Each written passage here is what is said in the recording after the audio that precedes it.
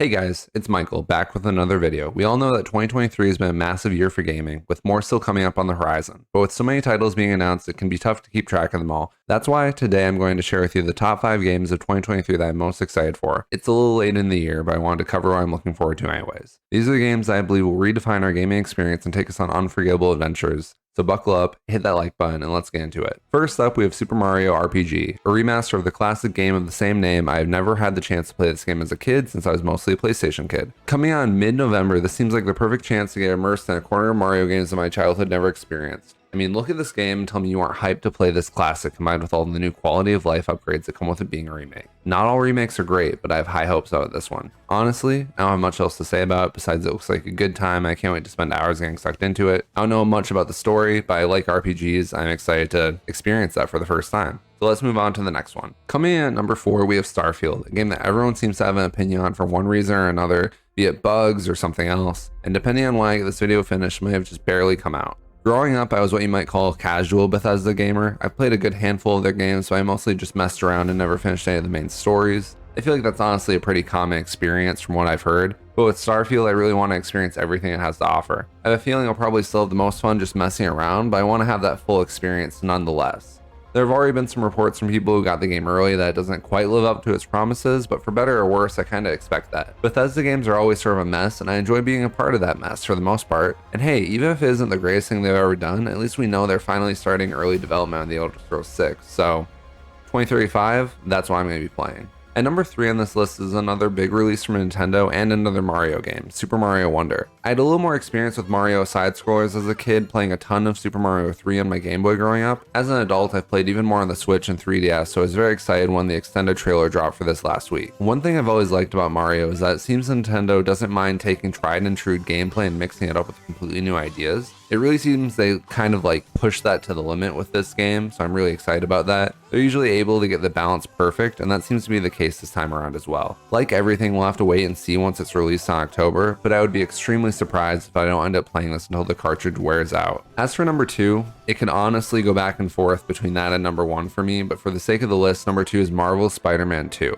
I first got into the first Spider-Man game from Insomniac in 2020, right when I was finishing college and COVID was starting to reach its height, so I had a lot of time on my hands to focus on gaming. I was a fan of the movies, but had never played any Spider-Man games before, and boy was it an experience. From the story to the action to the pure joy of swinging around New York, it was everything I could have wanted. I honestly don't know how they got moving around that city to be so great, but it just feels amazing. And it looks like Spider-Man 2 is going to be more of the same while keeping it fresh and expanding the scope of the world as well as the story. The more I watch those trailers and see all that there is, combining Miles' story and Peter's story along with finally introducing Venom and the symbiote, I'm just really excited to play it and see it as a full package. Yeah, that's all I really have to say about it. It just seems like it's going to be a great time. So we'll move on to number 1. As for the number 1 game I'm looking forward to, I've always been a big fan of Assassin's Creed, ever since the very first one that came out in 2007. I'd say besides the Sly Cooper franchise, it had the biggest impact on me as a kid when it comes to games and just shaping what I gravitate towards in terms of story and gameplay. I always loved the sense of freedom and verticality the game gave you, paired with an interesting, if not a little silly of a story. And while I personally liked how they've expanded in scope over the years, I kind of feel like it grew with its audience in a way.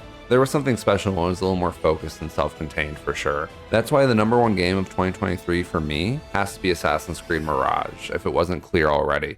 Everything we've seen from this game looks great so far. It seems to have taken the polish in terms of fidelity and combined it with the restraint that the earlier Ubisoft titles had. It's a perfect match from where I'm standing. So far we know it will cover the early life of Basim in Baghdad as he grows from a thief into a full-fledged assassin, and honestly until the game releases in October, that's all I need to know to be hooked. He was a compelling character in Valhalla. He was one of the best parts of that game for me, just having this mysterious person who was introducing the assassins to the main character of Valhalla, and I'm really excited to learn more about him from his perspective. I've been showing footage of the game, but let's just take a moment to fully take in how great of an experience it could hopefully be if they do it right.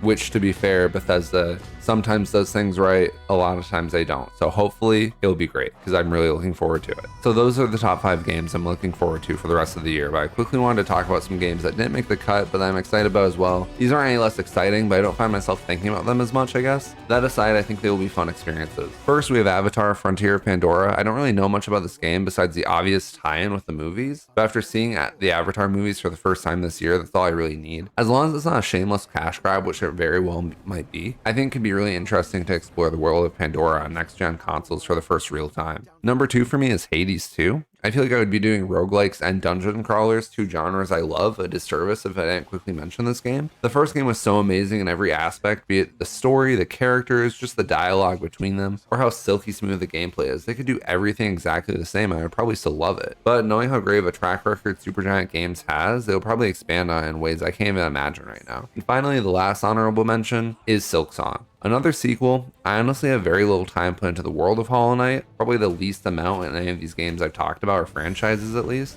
but I just really love the art direction of it. It's just such a perfect mix of eerie and cozy that I always end up smiling whenever I see art from the game. I think this game recently had its release date pushed back, but a man can hope. At least it'll finally give me time to finish the first one. So yeah, that's what I'm most excited about for the later half of this year. This video is kind of different from what I've done before, still video game related, but not as analysis focused. So thank you if you decide to watch. There's a lot of heavy hitters, and I feel like whatever games you're into, there really is something for everyone right now. If you like this video, please consider subscribing and let me know what games you're looking forward to for the rest of the year. I'd love to talk about it down in the comments. Have a great day, and I'll see you all in the next video very soon.